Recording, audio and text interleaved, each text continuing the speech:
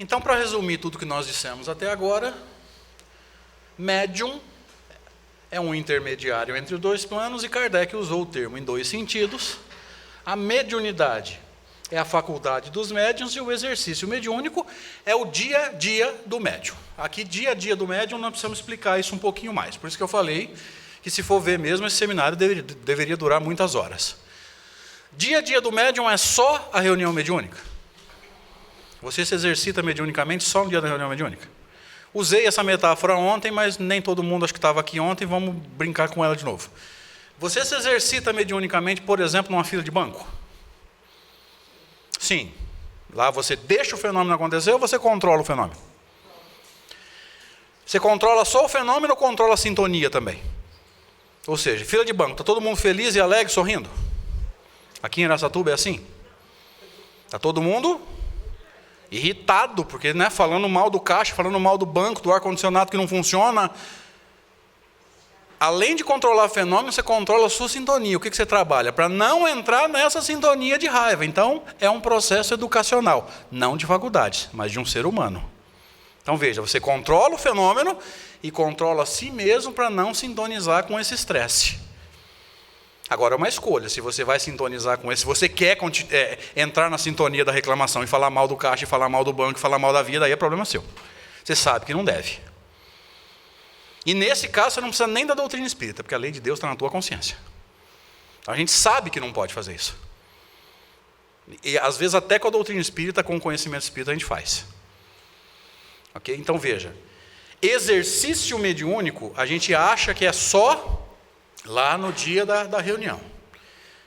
É um exercício mediúnico, a prática é o momento em que o médium psicofônico dá a passividade, é o momento em que o médium psicógrafo vai permitir que os espíritos escrevam, mas no dia a dia você também se exercita mediunicamente. Só que 90% do tempo você se controla, 10% do tempo você deixa o fenômeno acontecer, no momento certo e no lugar certo, que é a hora da reunião mediúnica.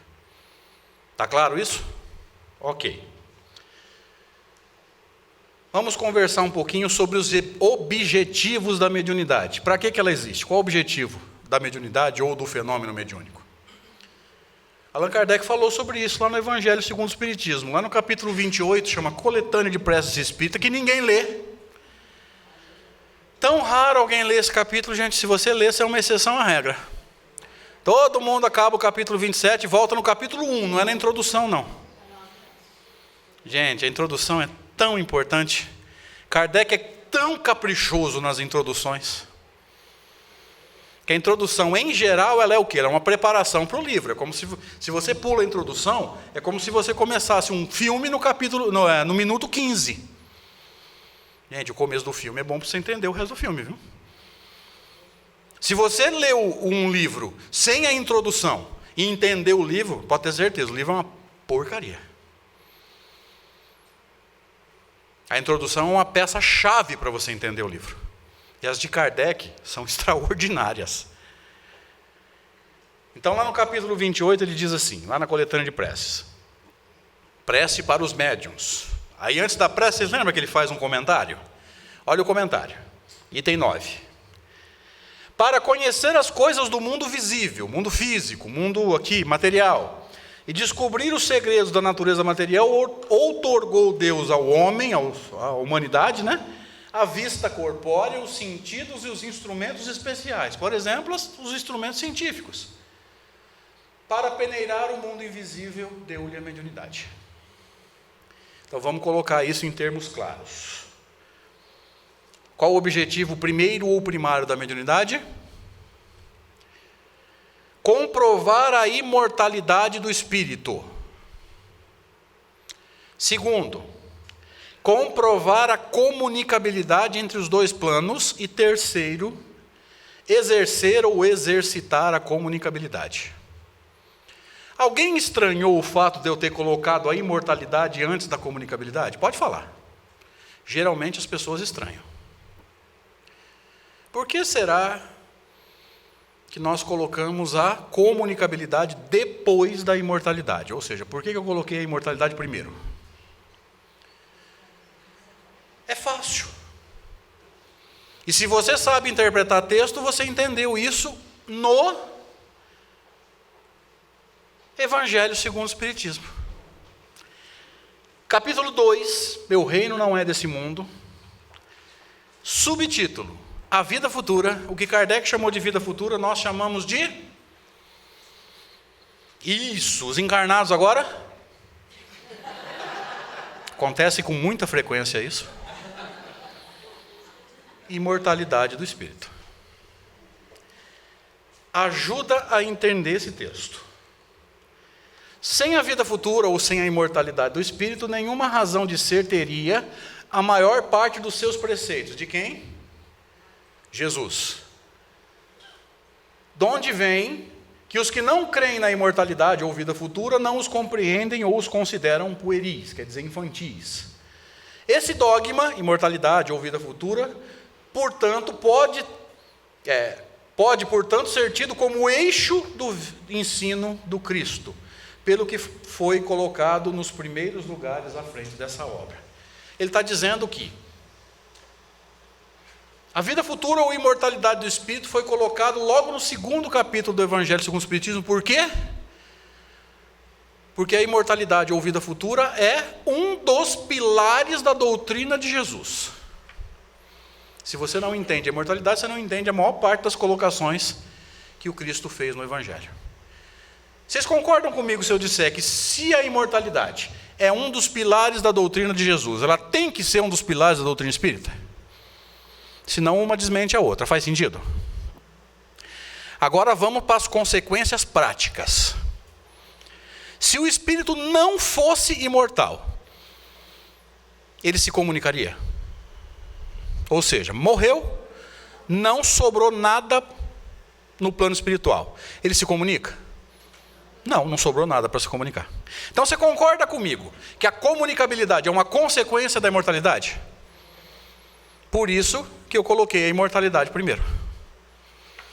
Antes de se comunicar, ele tem que ser imortal. É uma consequência lógica. Entenderam agora?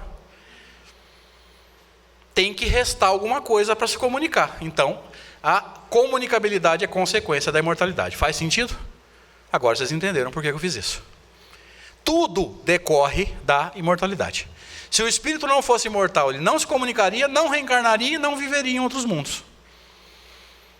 Qual a consequência disso para nós, estudantes de doutrina espírita? Você entende comunicabilidade sem entender imortalidade? Não.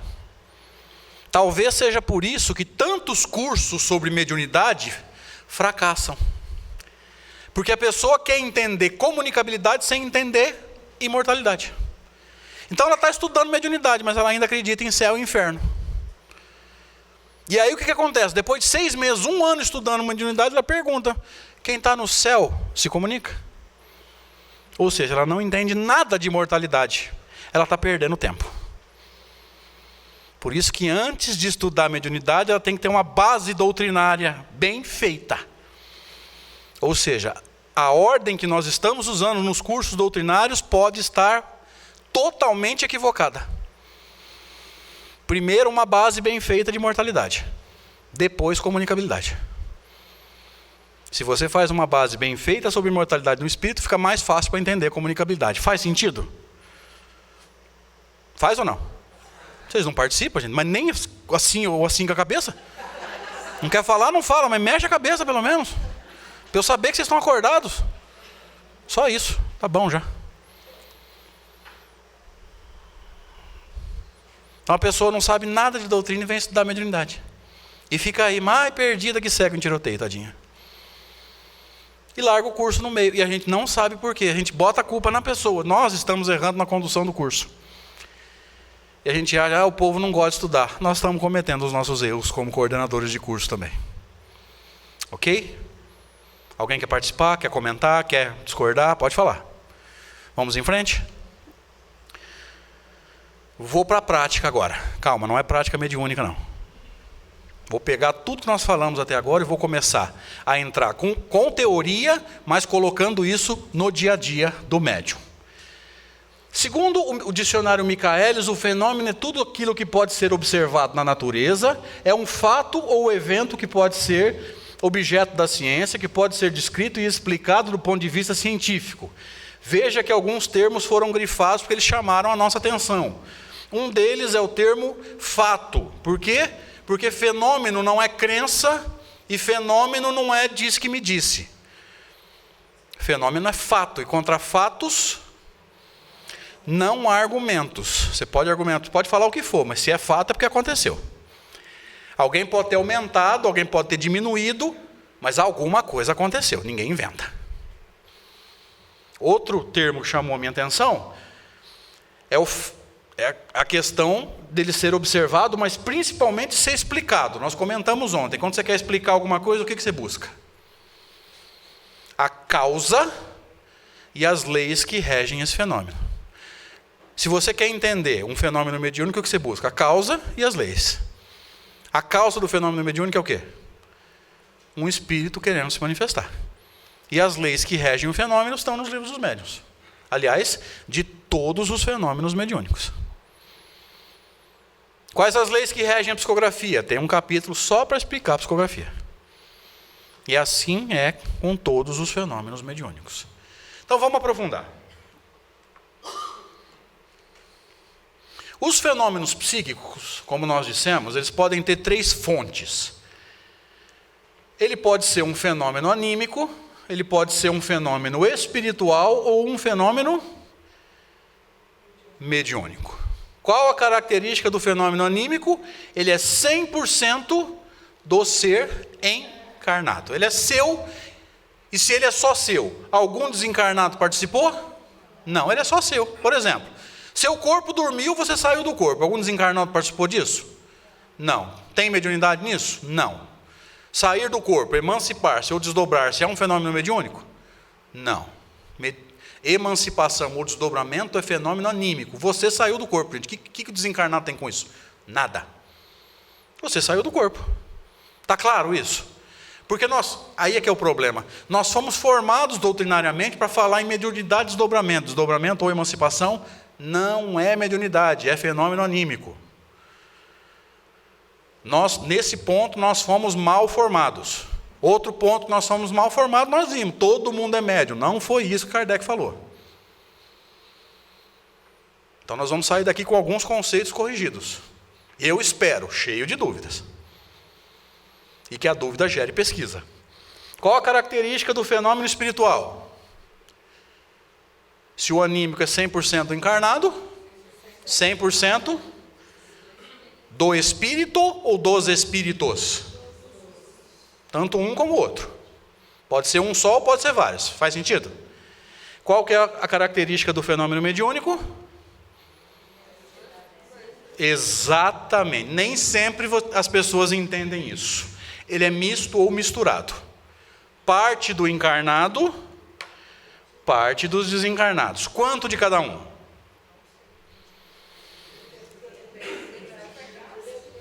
Nós temos tendência a falar 50%, você não sabe. Primeiro, eu não vi quem foi, mas alguém respondeu. Não tem como calcular e não tem mesmo.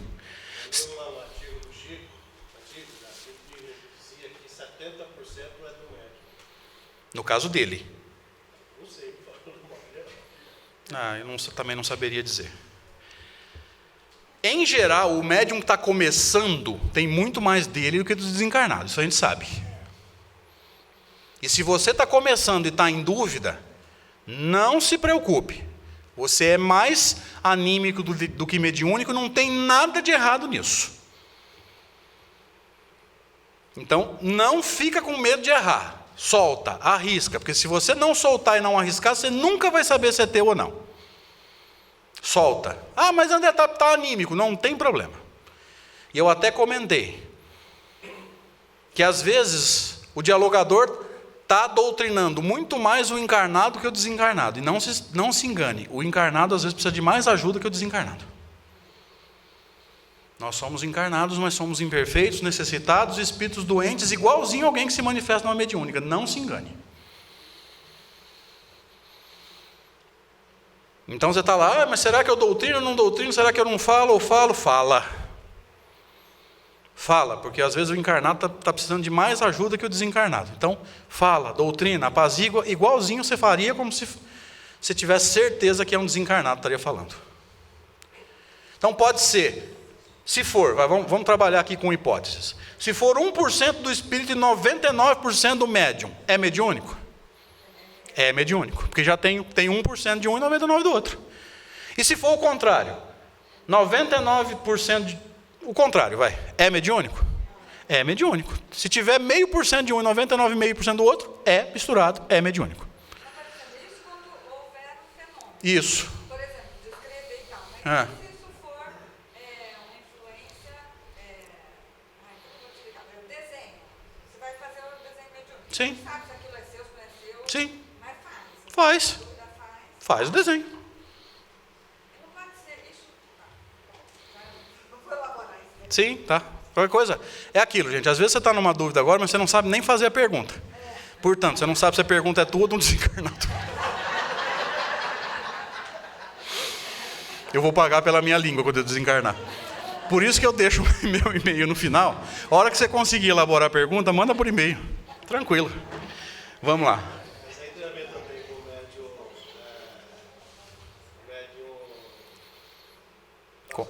Consciente ou inconsciente? Na verdade, não tem muito, não. Kardec não trabalhou com o termo consciente ou inconsciente. O que nós chamamos de médium inconsciente, Kardec chamou de médium sonambúlico. Qual a diferença para Kardec? O médium inconsciente ou sonambúlico é aquele que, quando volta do transe, não lembra o que transmitiu. Só. Não interessa se a maior parte é dele ou a maior parte não interessa. Por que ele não lembra? Porque o transe é mais profundo. E se o transe é mais profundo, o cérebro físico está menos ativo e registra menos. Então não está registrado no cérebro físico. Quando você acorda ou volta do transe, não estando registrado aqui no cérebro físico, você não lembra. A única diferença. Por que você não lembra? Porque o transe é mais profundo. Por que você dorme e às vezes não lembra o que você sonhou? Porque o sono é mais profundo, o teu cérebro físico não lembrou, não registrou. Você fez tudo o que você tinha que fazer em desdobramento ou em emancipação. Mas o teu cérebro físico não registrou. Portanto, você fez o que tinha que fazer, você só não lembra. O médium sonambúlico ou inconsciente é a mesma coisa. Ele deu a passividade? Deu, ele só não lembra. Por quê? Porque o cérebro físico não registra. Não tem nenhuma relação com isso. E foi bom você ter perguntado. Não tem nenhuma relação com essa história, a gente ouve isso muito, de dizer assim: eu não consigo controlar a manifestação de um espírito mais difícil porque eu sou inconsciente. Mentira. Uma pessoa equilibrada, sendo médium consciente ou inconsciente, se ela for equilibrada, ela controla. Quem não controla é uma pessoa desequilibrada. Sabe por que ela não controla? Porque ela está na mesma sintonia do espírito. Então, se ela é impulsiva, naturalmente ela não controla um espírito impulsivo. O que tem a ver a consciência ou inconsciência mediúnica? Nada.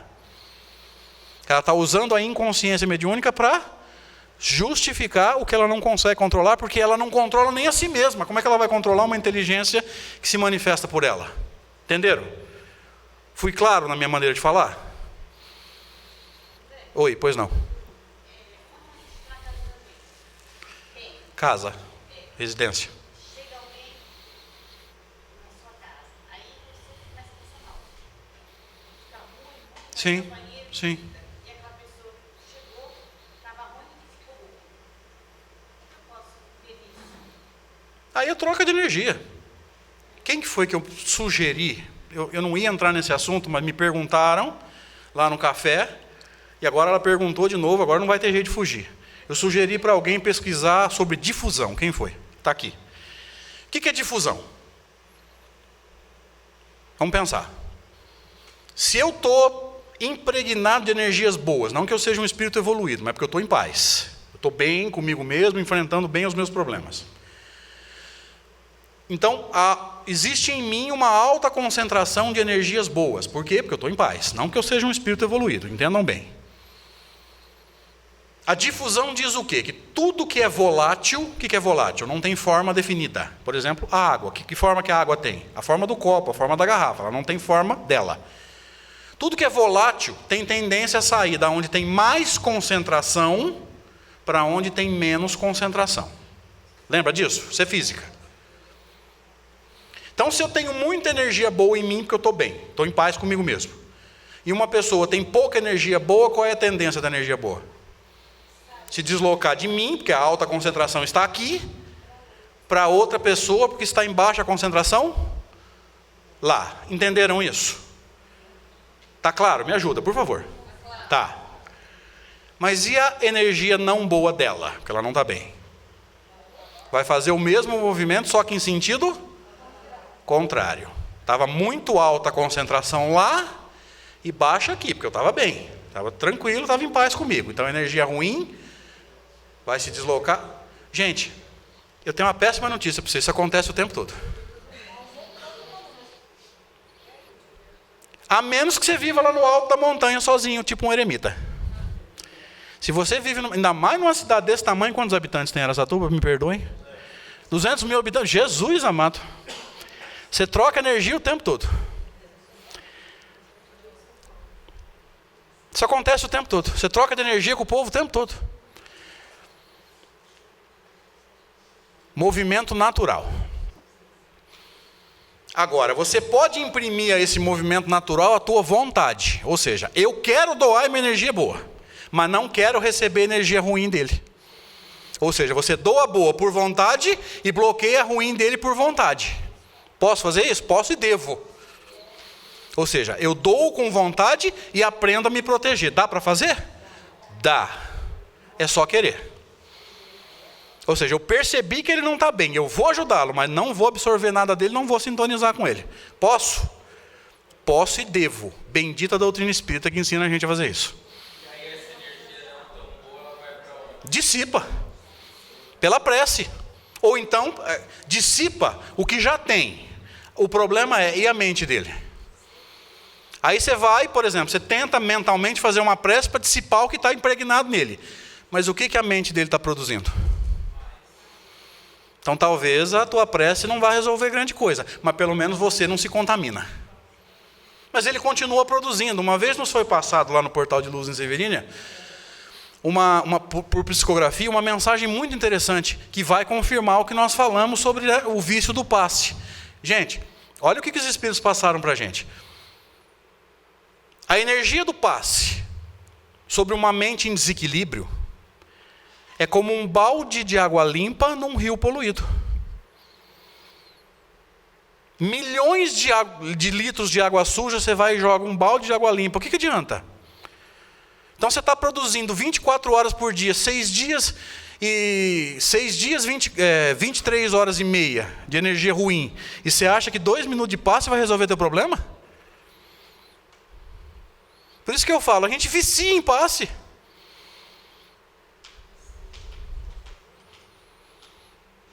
Então o que eu posso fazer? Eu posso tentar ajudar, mas nunca resolver o problema dos outros.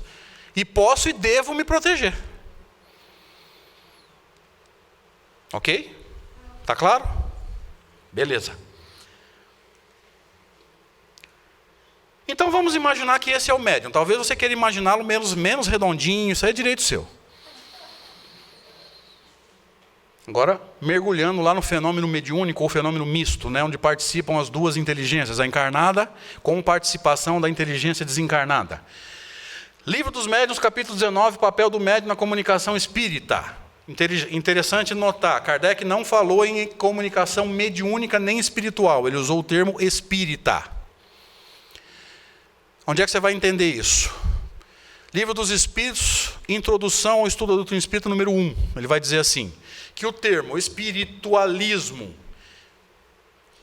deixa eu lembrar o outro termo, espiritualismo e espiritual já tinham um significado que era usado no espiritualismo. Então ele ia criar o termo espiritismo e espírita. E para nós ficaria o termo espiritista ou espírita. Então veja, para os fenômenos ele gostaria que a gente usasse o termo espírita. E para nós, seguidores da doutrina, espiritista. Infelizmente nós não seguimos o conselho dele. Mas Kardec usava para os fenômenos que os espíritos participam, não usou fenômeno mediúnico, ele usou fenômenos espíritas. Nesse texto eu entendi o porquê. E eu sempre bati cabeça. E está no primeiro texto que nós temos que ler.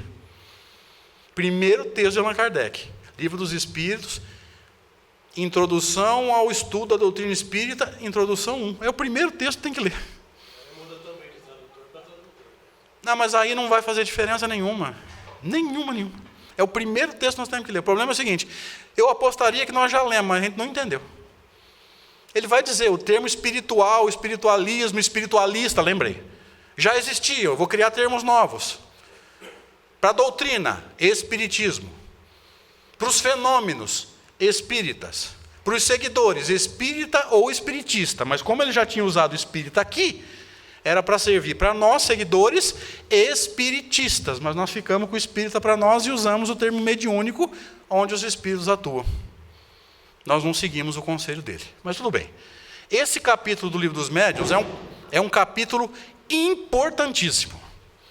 É aqui que nós vamos entender de que forma o médium atua no fenômeno. Item 223, pergunta 15.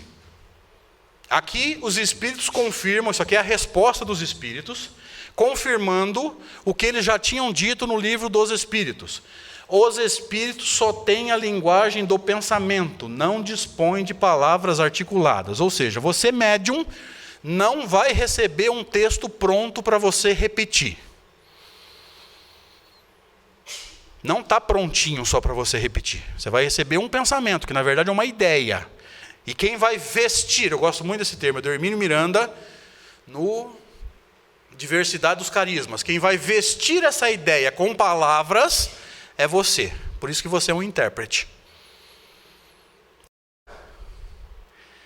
O quanto você vai ser fiel a essa ideia na hora de vesti-la com palavras depende da sua habilidade como médium. É aí que a gente se complica. Que talvez na hora de vestir com palavras a gente coloque muita coisa a mais. Entenderam o mecanismo? Está claro, gente? É nesses detalhes que a gente precisa entender. Me ajuda agora, está bem claro isso? Você vai captar uma ideia e vai criar o texto. É na hora de criar o texto que você pode colocar coisa a mais. Aí vem um animismo prejudicial, porque existe um animismo normal, você vai participar do fenômeno, não vai? Então veja, sem você participar do fenômeno, não tem como. Então zero de animismo não existe, senão seria o fenômeno espiritual, lembra? O médium tem que participar, senão não seria mediúnico. O problema é, você pode ter o animismo normal, que é interpretar e criar o texto, e você pode colocar coisas a mais, ou até coisa que nem tem. Pois não?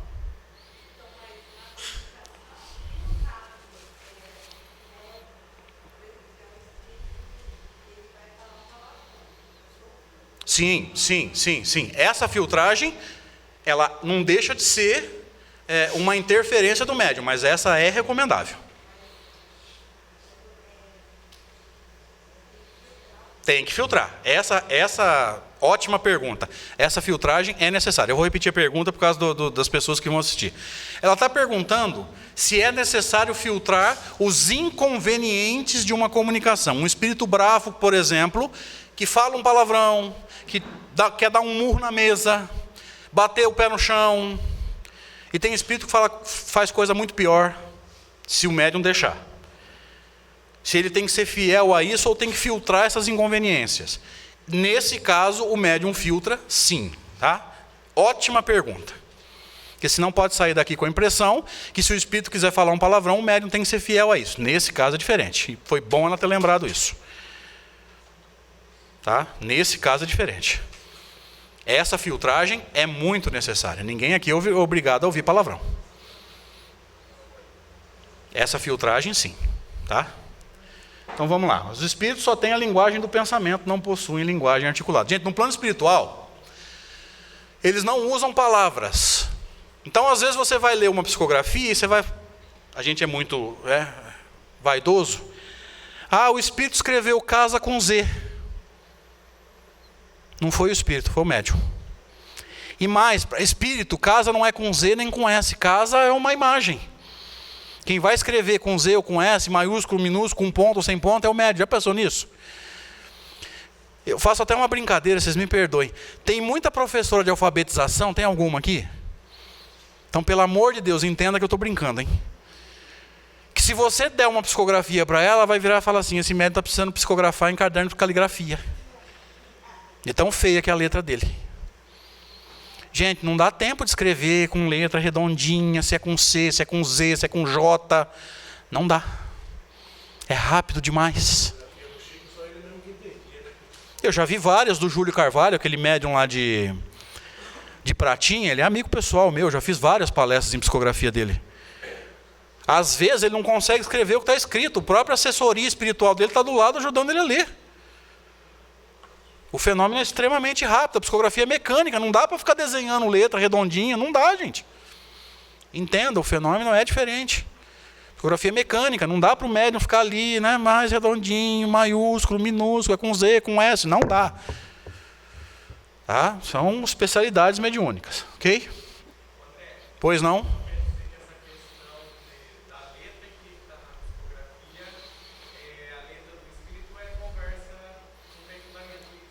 Como assim? Porque às vezes tem a questão, o espírito queria psicografar em letras maiúsculas, ou em letras de formas, ou em letras... Entendi.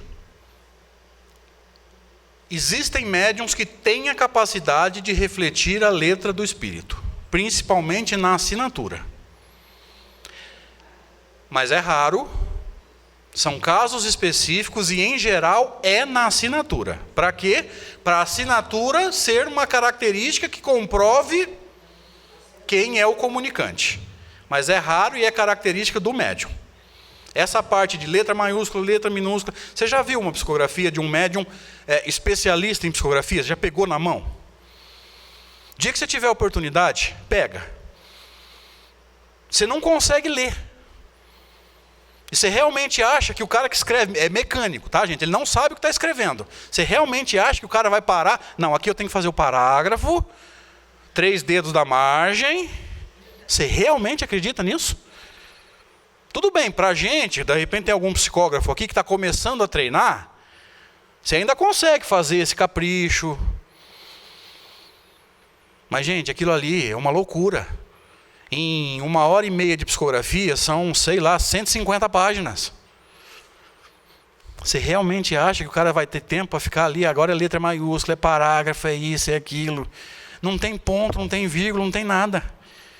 E na hora da leitura é que o médium vai tentar descobrir onde cabe uma frase, onde começa a outra.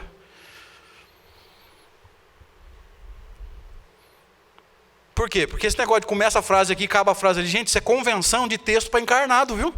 Ó, linguagem dos espíritos é do pensamento. 2 levantaram a mão e no fundo. Agora você tira para o ímpar e resolve. Agora, um dos dois fala, um de cada vez, porque não dá para mim. Pois não.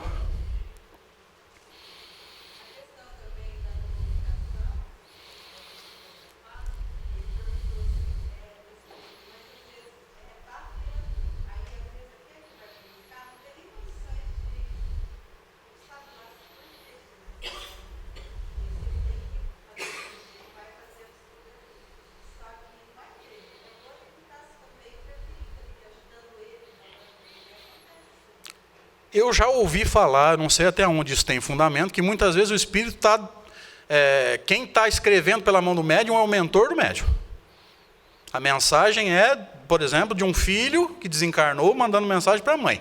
Mas quem está movimentando o braço do médium é o mentor dele. Já ouvi alguma coisa. Não sei até onde tem fundamento, vale uma pesquisa. Mais alguém aí no fundo levantou a mão?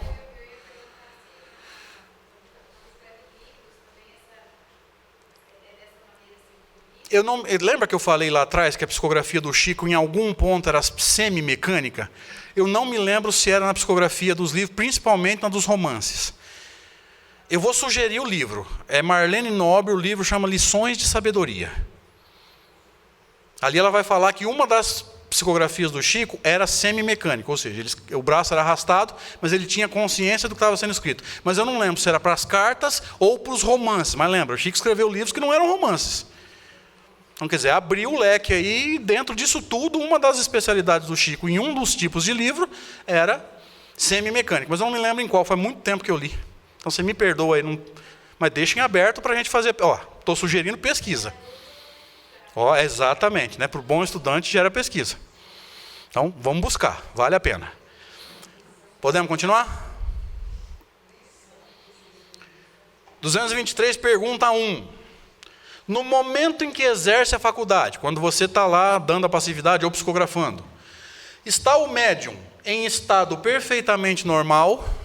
Estado perfeitamente normal foi chamado em muitos pontos de vigília. Vigília é o quê? Você plenamente consciente, prestando atenção plenamente do que eu estou falando. Se você tomou, sei lá, se você comeu um pãozinho e deu aquele soninho, muito natural depois que você come alguma coisa. Você está plenamente consciente? Não estou dizendo que você está dormindo. Mas aquela leve abrição de boca, assim, tua mente está meio divagando. Você está plenamente consciente? Está bem claro isso?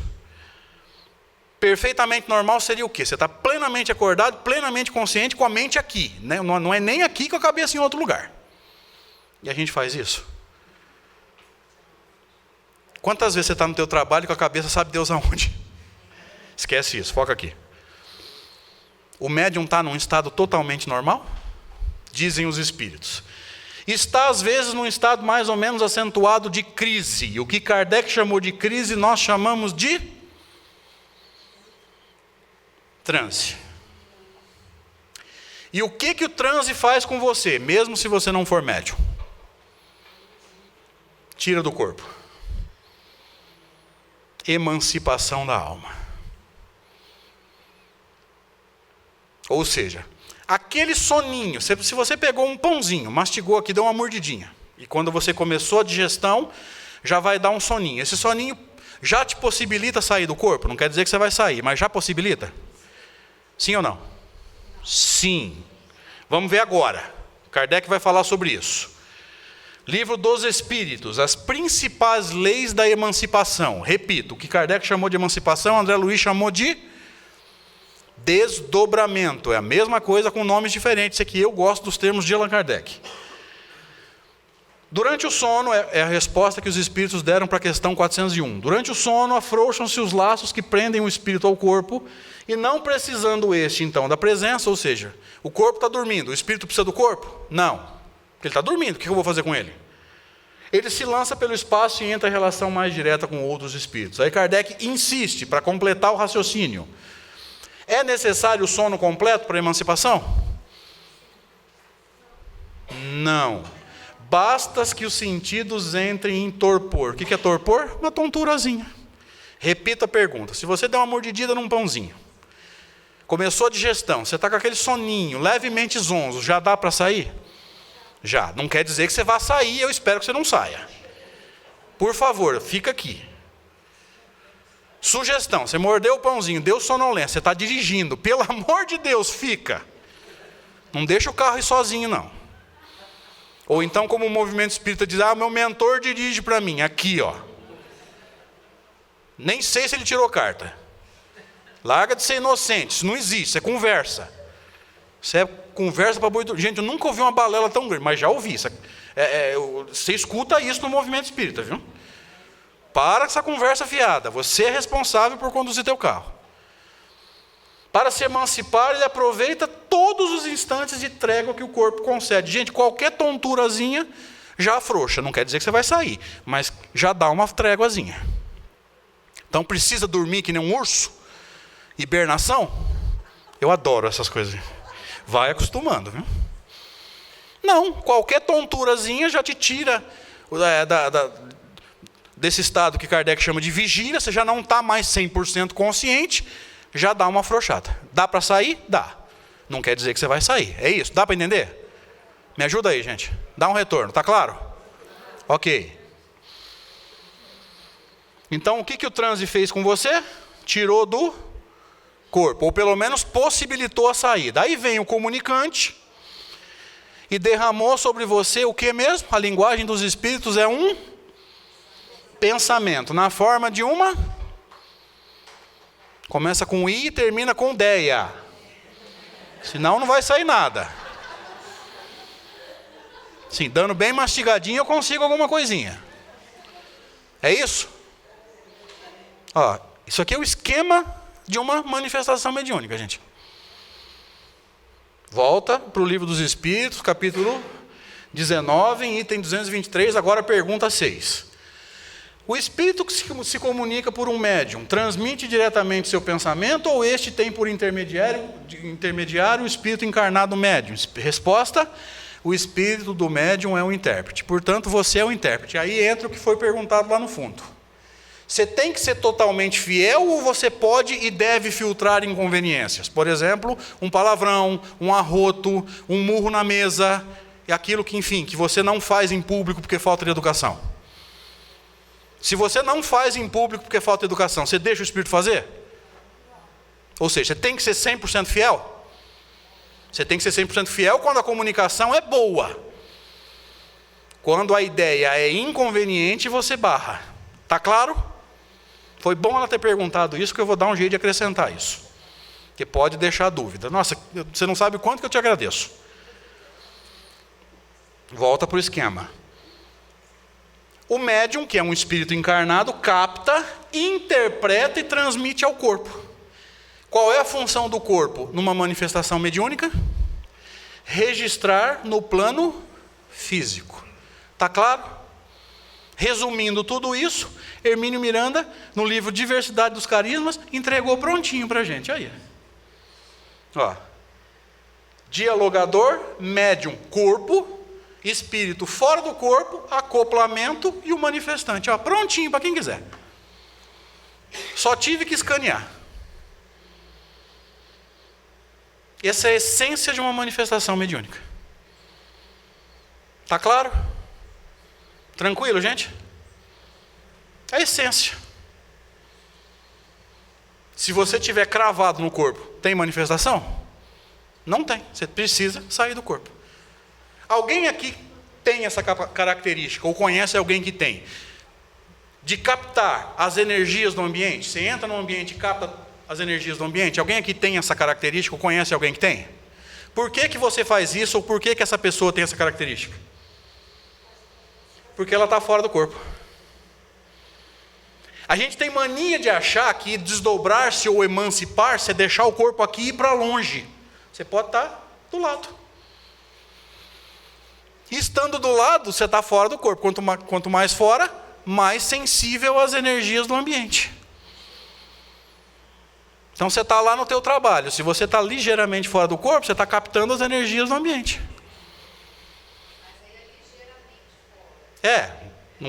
Ligeiramente fora quer dizer o seguinte: você pode estar do lado, não precisa estar longe, mas pode estar do lado. O que não quer dizer que você vá se ver do lado, ou seja, olhar e ver o corpo. Às vezes a consciência mediúnica ainda te obriga a ver pelo corpo. Isso aí é um estudo profundo. Se for entrar nisso, vai dar um nó na cabeça. Oi.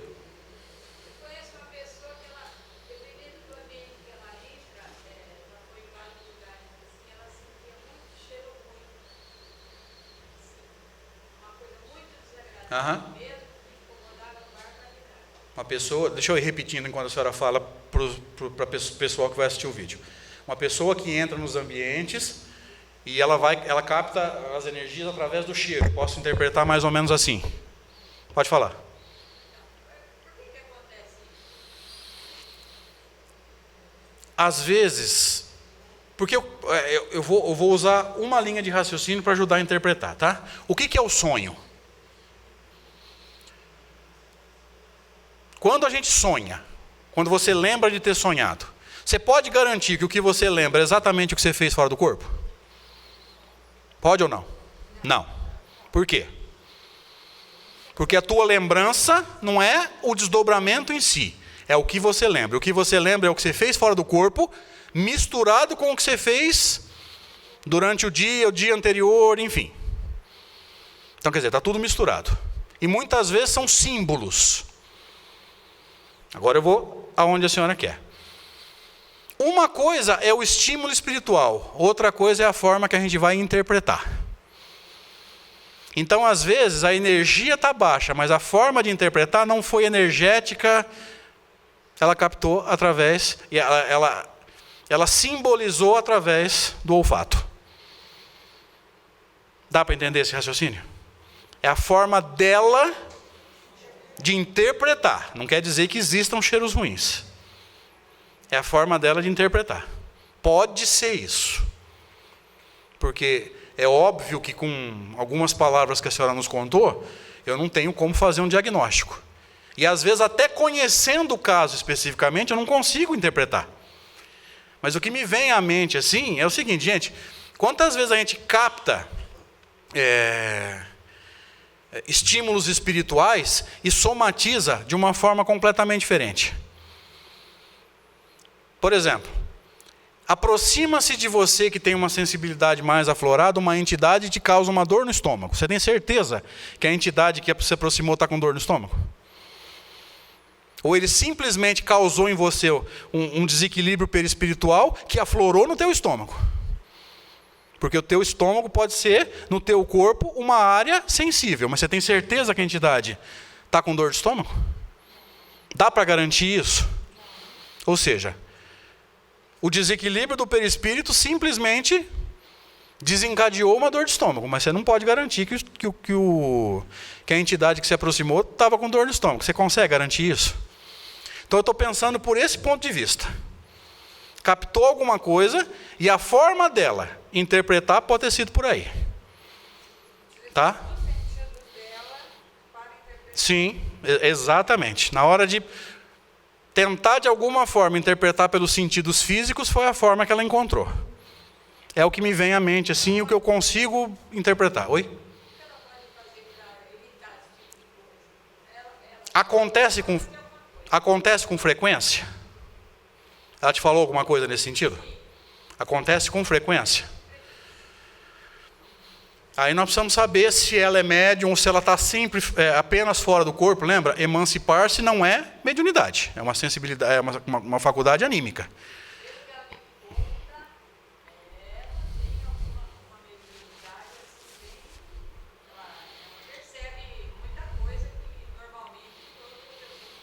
Mas, na essência, de que forma a gente cuida desses estímulos, né? De que forma a gente se protege desses estímulos, sendo eles mediúnicos ou anímicos? Com prece e controle mental.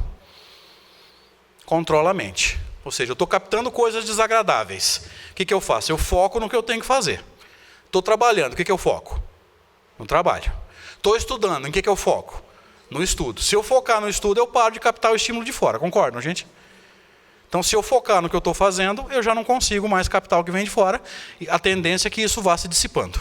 E a prece ajuda tanto a proteger quanto a pedir que a espiritualidade acolha quem está oferecendo essas energias de fora para dentro. Tá? Pois não. Pois não.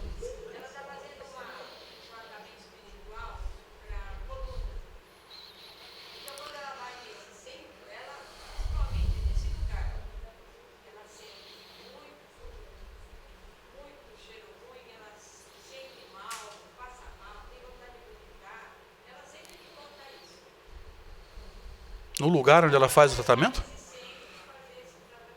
Ah, mas ela sente isso no centro? Estranho. Agora, não sei se ela já começou. Toda vez que ela vai lá, ela já acha que ela vai sentir. Será que ela não está entrando com medo, vamos dizer assim, ou assustada, ou coisa assim? E esse medo, esse susto, essa queda vibratória não está permitindo que alguém entre com ela? E ela está captando o cheiro de alguém especificamente? Aí é muito possível. Captar o cheiro de alguém. Na verdade, não está captando o cheiro, está captando vibração e interpretando através do cheiro, mas está captando alguém que está entrando com ela. Aí faz sentido. Ou seja, preparar-se bem durante o dia e entrar confiando, né? Peraí, eu estou entrando para fazer um tratamento. Preparar-se bem durante o dia para chegar lá em paz. Se eu chego em paz, eu chego totalmente bem acompanhado espiritualmente, né? E quem pode querer me fazer mal não tem acesso a mim vibratoriamente, né? Aí muda o foco. Entendi. Estranho, viu? Estranho. Talvez esteja acontecendo alguma outra coisa que ela não está sabendo nem explicar. Vamos lá, gente, nós temos pouco tempo para mais alguns slides.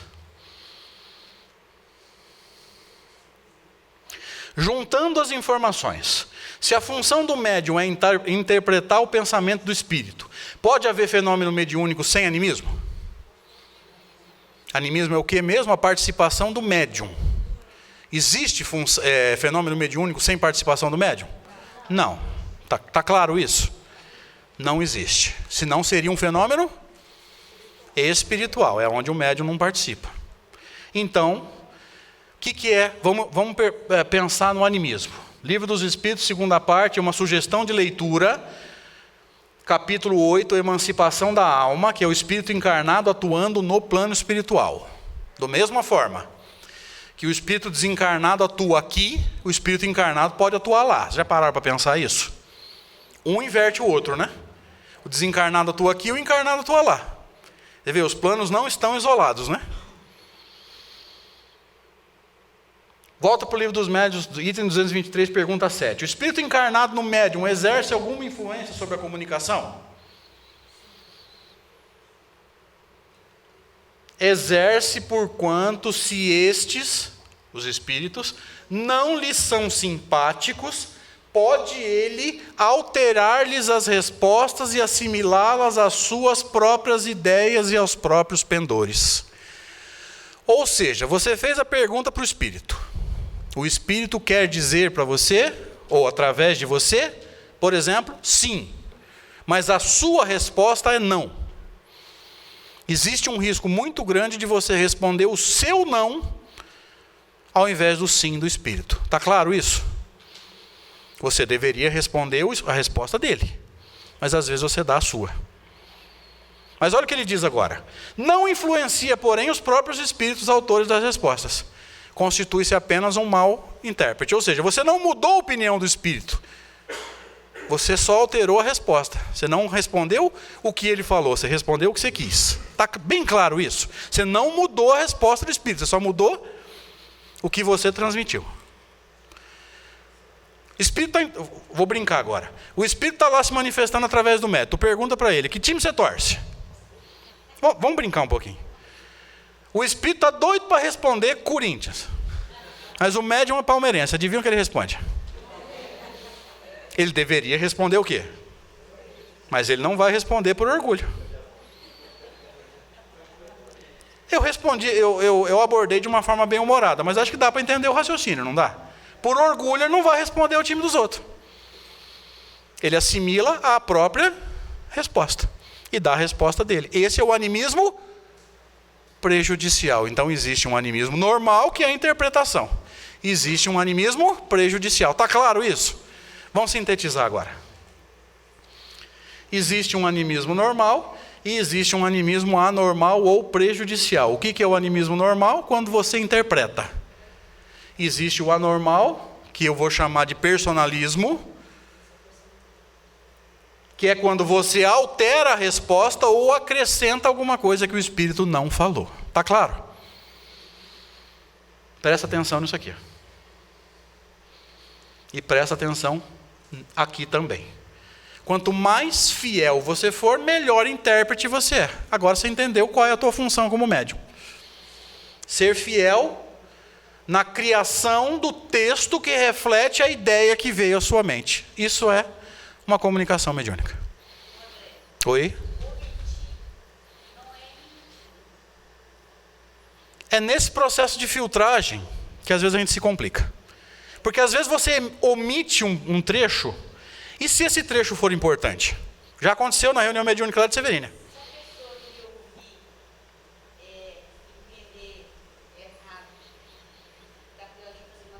Sim? Não, sim. Agora eu entendi. Tá. Pode acontecer. Sim. Aí, por isso que eu falei, gente, se for entrar tudo que tem, 10 horas da noite é pouco. Uma coisa é um médium que mistifica. Outra coisa é o médium que se engana. Ou seja, eu usei um termo que eu não deveria ter usado. Tem maldade nisso? Não, eu só escolhi mal a palavra. Outra coisa é o médium que acrescenta, ou seja, dava para falar com 3 linhas, o cara escreveu 5 páginas, e aí? Tem diferença? Não tem diferença de 3 linhas para 5 páginas? Tem só uma caneta. Por isso que eu falei, né? São ideias. Se fosse ver mesmo, teria que ter um seminário de muitas horas e muitos dias. Porque tudo que eu deixei aqui em semente, a gente teria que estar, né, esmiuçando. É muita coisa. Então, várias ideias surgiram aqui que a gente teria que conversar bastante. Então, uma coisa é um erro. Você escolheu mal uma palavra. Tem até algumas histórias de Chico Xavier aí que psicografou texto, depois da reunião, o Emmanuel falou assim, eu usei mal uma palavra. O Chico saiu atrás de quem ia mandar o texto para impressão, porque ele queria trocar uma palavra.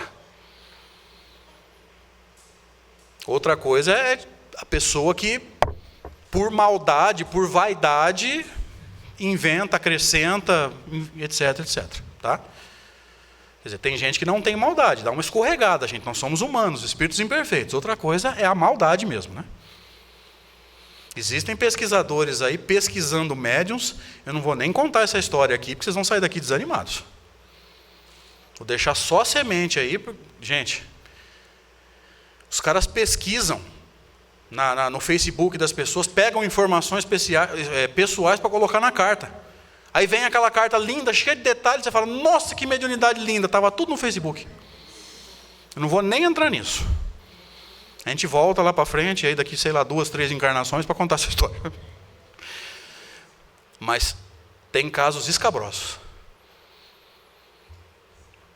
Tem casos aí, tem pesquisadores aí que estão chegando à conclusão que tem psicopatas se fazendo de médium no movimento espírita.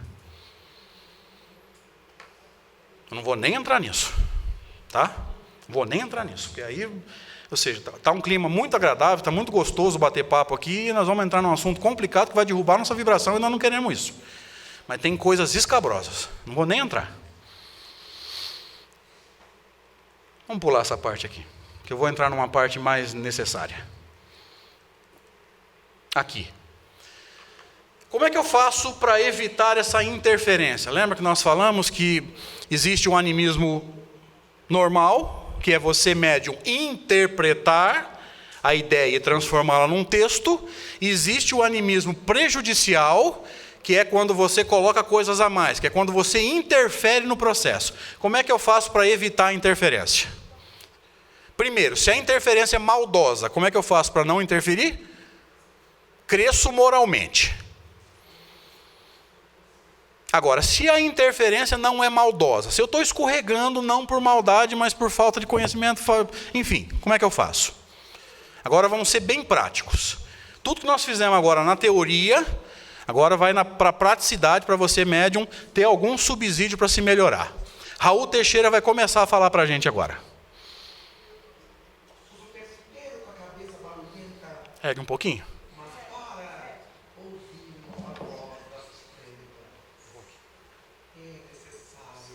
Silêncio interior. De volta. Espera aí só um pouquinho. Não, tá assim. Tá assim.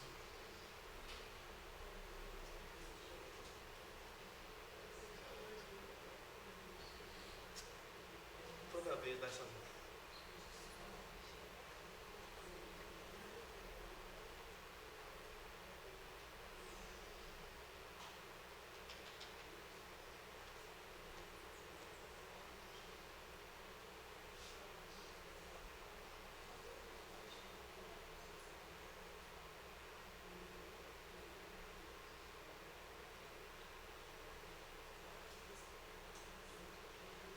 O tempo inteiro com a cabeça barulhenta, mas para ouvirmos a voz das estrelas. O volume tá bom? É necessário fazer silêncio interior. Divaldo Franco conta-nos de uma visita no além que ele foi fazer a um desencarnado recente. Joana de Ângeles o levou. E todos entraram silenciosos, silenciosos. E ele também. E Joana se volta para ele e diz, silêncio. E ele achou que eu estivesse doido, porque ele já estava silencioso. A boca. Mas o silêncio que faz barulho no além é o da cabeça. É o da mente. Quantas vezes chegamos em centros espíritas em que a sessão vai começar e a mediunzada está num papo federal. E é a roupa, e é o salário, e é o trânsito, e é a guerra, e é a tsunami. E daqui a pouco o dirigente bate a sinetinha, que é outra hipocrisia cá entre nós. E todo mundo fica quieto, a boca. Mas aqueles assuntos todos que a gente estava comentando, será que eles aparecem da cabeça? Então a reunião leva tempo enorme, sem que um único médium dê passividade. Porque primeiro temos que voltar ao nível zero, que nem sempre conseguimos. Aquela cabeça excitada de momentos antes não permite que agora, porque nós calamos a boca e fechamos os olhos, possamos fazer ponte com os imortais. Começamos a sentir que tudo aquilo que a gente estava falando continua fervilhando em nossa cabeça, com suas imagens, fortes ou não, continua tudo aquilo embaralhando os nossos pensamentos. A gente quer orar, começa o Pai Nosso, já não sabe onde é que o Pai estava mesmo, porque o pensamento se embaralha com as outras coisas que a gente estava pensando. E quando termina o trabalho, aqueles que ainda se reuniam hoje estava pesado, não conseguiam receber nada. Ainda não nos demos conta da nossa responsabilidade junto à mediunidade. Não era a reunião que estava pesada, era a cabeça atulhada de coisas que não eram compatíveis com o gênero do trabalho. A proposta de Allan Kardec no Livro dos Médiuns para a reunião mediúnica é de silêncio e comunhão de pensamentos.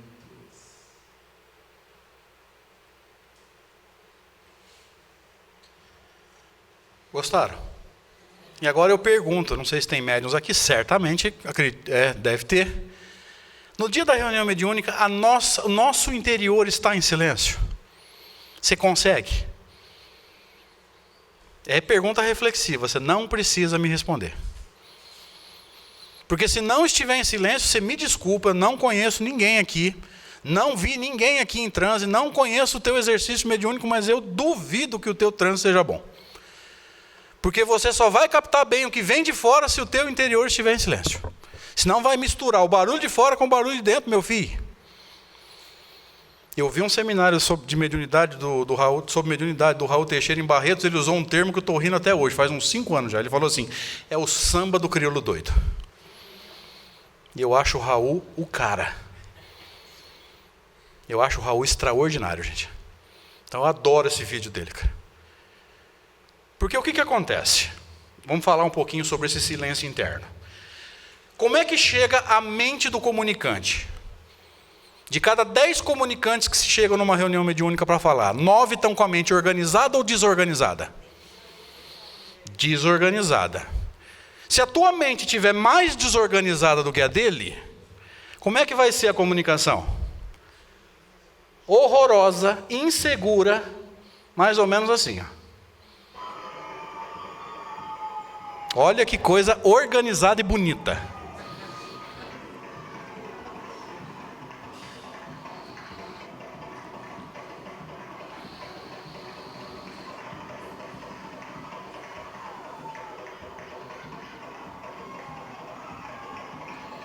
Perceba, ela já caiu.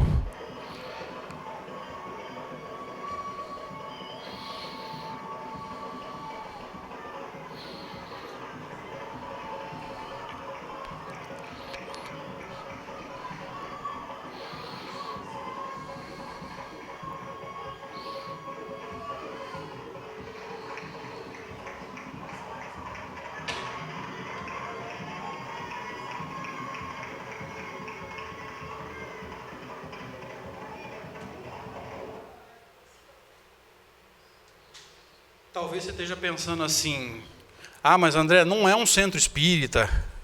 Tudo bem, concordo, mas você concorda comigo que essa mesma entidade que se manifestou através dessa moça, num médium equilibrado, a manifestação seria completamente diferente?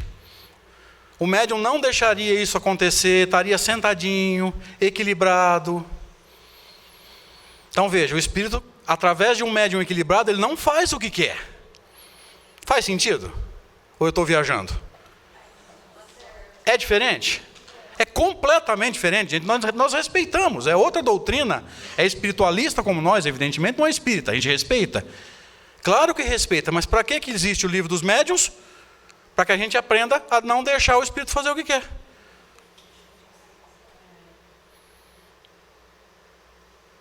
Agora, se o espírito comunicante chega com a mente desorganizada e encontra o médium com a mente equilibrada e calma, o que acontece? Uma comunicação boa e segura, portanto, confiável. Mais ou menos.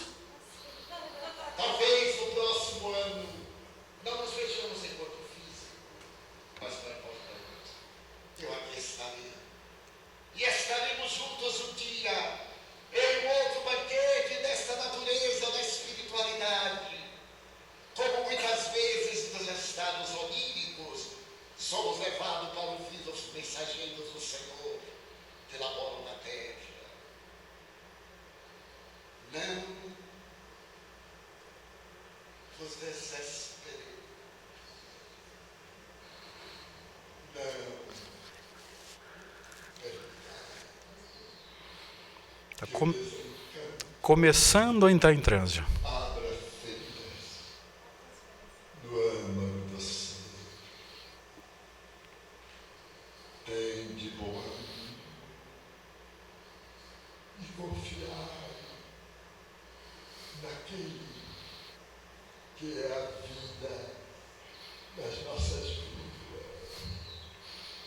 Hoje sabeis que o corpo é um instrumento do Espírito que nos merece respeito e carinho, para que desenvolvamos a vida na plenitude que lhe está reservada. Mudemos o conceito espírita, reflexionando profundamente nas lições do Evangelho de Jesus.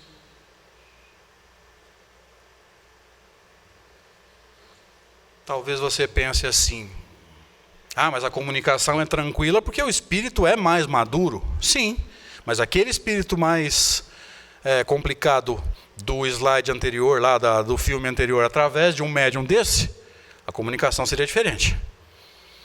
O que nós estamos dizendo é o seguinte: os espíritos que se comunicam são diferentes, mas o médium é responsável pelo que ele transmite. E médium que conhece o fenômeno e é uma pessoa equilibrada, controla o fenômeno. É isso que a gente está tentando passar. E você só vai interpretar bem o que vem de fora para dentro se o teu interior estiver silencioso. Então, quando nós dizemos assim, no dia da reunião mediúnica, procura não assistir televisão, não ficar entrando em assunto furado, as pessoas falam assim: nossa, você é muito radical. Ô, gente, eu gosto de trabalhar com uma situação. Imagina que no dia da tua reunião mediúnica caiu um avião, sei lá, 8 horas da manhã. E você fica o dia inteiro lá assistindo, resgate dos corpos, os destroços, chega de noite. Existe uma chance muito grande de você chegar no centro espírita com aquela angústia e achar que está recebendo alguém que desencarnou na queda do avião. E na verdade você não está recebendo nada, você está botando para fora a tua angústia. Ou seja, ao invés de vir aqui para ajudar, você veio aqui para ser ajudado. E você poderia ter evitado isso, se preparando melhor. Faz sentido ou estou inventando moda? E você vê, a gente veio aqui para buscar ajuda, por quê? Porque não se preparou bem. E quantos casos assim a gente vê? Assistiu a novela, se desequilibrou porque viu um filme de bang bang em dia de reunião mediúnica. Sabe, os absurdos que a gente faz. E o dirigente fala: se prepara bem. Momento de meditação, momento de prece. Por quê? Para a tua mente estar zerada. Aí a criatura chega. Que hora que é a reunião? 8 horas. Que hora que ela chega? 2 para as 8. Da loucura do trânsito. Vai dar passividade, sim. A gente finge que acredita, né? Então, quando a gente fala, gente, chega o mais cedo que você puder. As pessoas falam, elas ficam bravas com a gente. Não, mas eu trabalho. Todo mundo trabalha. Porque se você chegar mais cedo, principalmente aqui, que tem banco, tem um jardim, você chega, senta, respira, pega um livro, faz uma meditação, a mente vai acalmando, chega na hora da reunião, tua mente está limpa, você está totalmente silencioso por dentro para captar bem o que vem de fora. Muda completamente, mas parece que não adianta falar.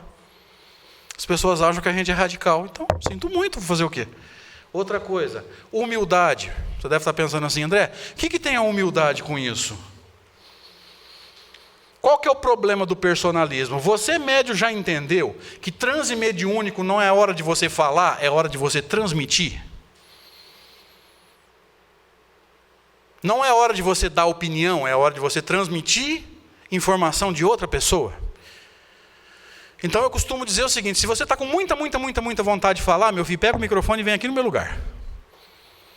Ou vai fazer palestra, vai dirigir grupo de estudos, porque você está cheio de coisa para falar, na hora da reunião mediúnica você não vai transmitir, você vai botar um monte de coisa sua para fora.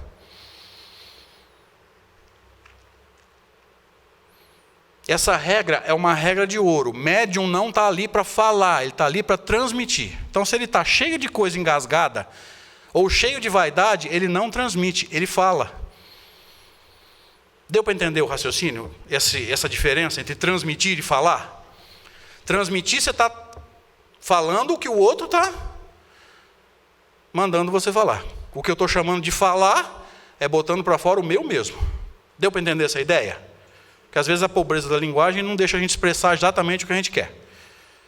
Então essa humildade de entender, eu estou aqui para ser instrumento de alguém que vai falar, essa consciência é muito importante. Médium, não é hora de você falar, você está aqui para transmitir o que alguém quer falar. Se você está cheio de ideias, cheio de projetos, vai fazer palestra, vai dirigir grupo de estudos, onde você possa expressar o que você está cheio lá dentro. Em reunião mediúnica não é hora. É o momento do comunicante, ok? Outra. Quantas vezes Chico Xavier ouviu Disciplina de Emmanuel? Me ajuda. Me ajuda? Isso. Você já parou para pensar que o Chico ouviu 3 vezes a palavra disciplina de Emmanuel? Quais as consequências disso? Provavelmente nós paramos nisso, né? O Chico ouviu 3 vezes a palavra disciplina. Qual a consequência disso para mim e para você, que espiritualmente somos menores do que o Chico? Se o Chico ouviu 3, nós precisamos ouvir quantas? Nós não pensamos nas consequências, nós paramos no 3 do Chico. Agora, se o Chico, que é um espírito mais maduro, ouviu 3 vezes, eu sou um espírito altamente indisciplinado. Talvez eu precise ler um livro escrito disciplina de fora a fora, sei lá, 10.000 vezes. Meu Deus, nós não pensamos nas consequências, a gente só pensou no 3 vezes do Chico. Então, se disciplina é importante para o Chico, quanto que disciplina é importante para nós?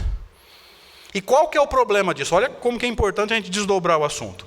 Talvez, no seu momento de conquistar uma vaga na reunião mediúnica, você seja totalmente disciplinado, né?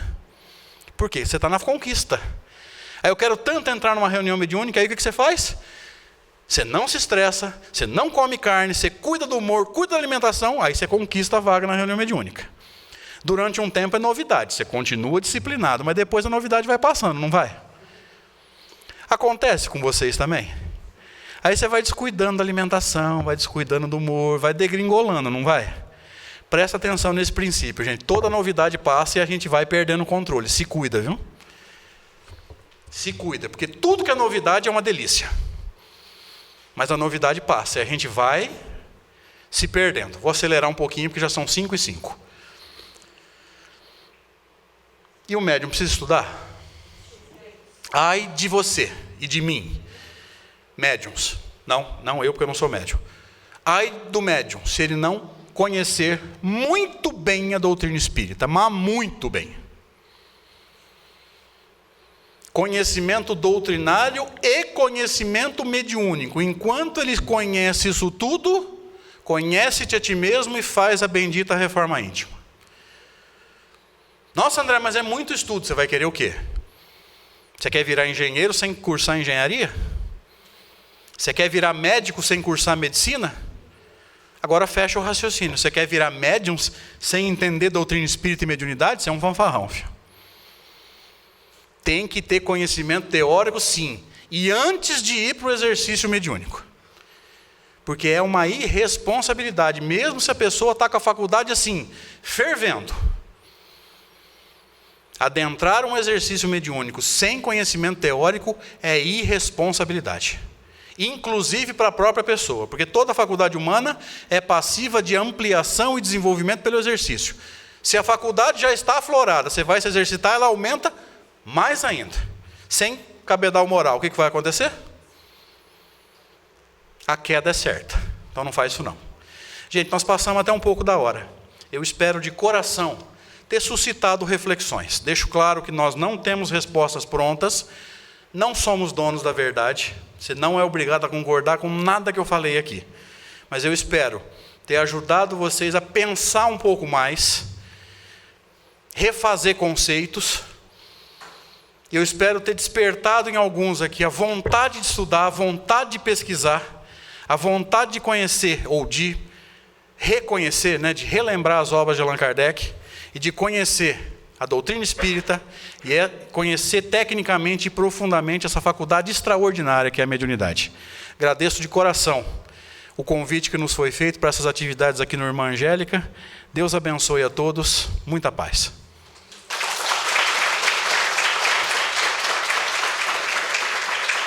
Passei da hora, gente, perdão.